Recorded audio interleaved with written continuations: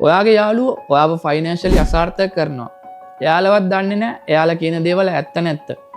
ඔයාට ඉන්නවා නම් යාළුවෝ 9 දෙනෙක් ෆයිනෑන්ෂලි අසාර්ථක වෙච්ච 10 වෙනියා වෙන්නේ කවුද කියලා ඔයාම හිතලා බලන්න.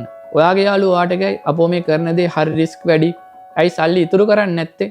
ඇයි ස්ටොක් මාකට් වල ඉන්වෙස්ට් කරන්නේ? ස්ටොක් මාකට් වල ඉන්වෙස්ට් කරන්නේ සල්ලිකාරයෝ කියලා. ඔයාට එයාලා මේ දේවල් කියන්නේ ඔයාට වැරද්දක් කරන්න නෙමෙයි. ඔයාව ආරක්ෂා කරන්න. මොකද මීට කලින් එයාලා ওই වගේ දේවල් කරලා එක්ස්පීරියන්ස් අරන් නැති නිසා. එයාලා විශ්වාස කරන්නේ පෙන්ෂන් එක යනකම් ජොබ් එකක් කරන සිස්ටම් එකක් මිසක් ඉන්වෙස්ට් කරලා ෆයිනෑන්ෂලි සාර්ථක වෙන්නේ කොහොමද කියලා නෙමෙයි.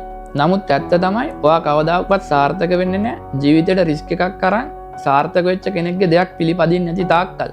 ඔයා වැරදි සර්කල් එකේ ඉන්න අයව ආශ්‍රය කරොත් ජීවිතේ හැමතිස්සෙම පස්සට යනවා. නමුත් හරි සර්කල් එකේ අයව ආශ්‍රය කරොත් ජීවිතේ ජය ගන්නවා. අන්න ඒ නිසායි ෆයිනෑන්ෂල් ඇඩ්වයිස් ගද්දී ඒ දේවල් කරලා ෆෙල්ඩ් වෙලා සාර්ථක වෙච්ච අය ෆලෝ කරන්න ඕනේ. ඔයා දැන් ඉන්න සර්කල් එකේ ඉන්න අය ඇසට් ගැන කතා කරන්නේ නැත්තම් ඔයා දැන් ඉඳම පටන් ගන්න ඒ දේවල් ගැන හිතන පතන බුද්ධිමත් යාළුවෝ 9 දෙනෙක් ඔයාගේ සර්කල් එකට එකතු කරගන්න. ඒකෙන් ඊළඟ 10 වෙනියා ඔයාට වෙන්න පුළුවන්.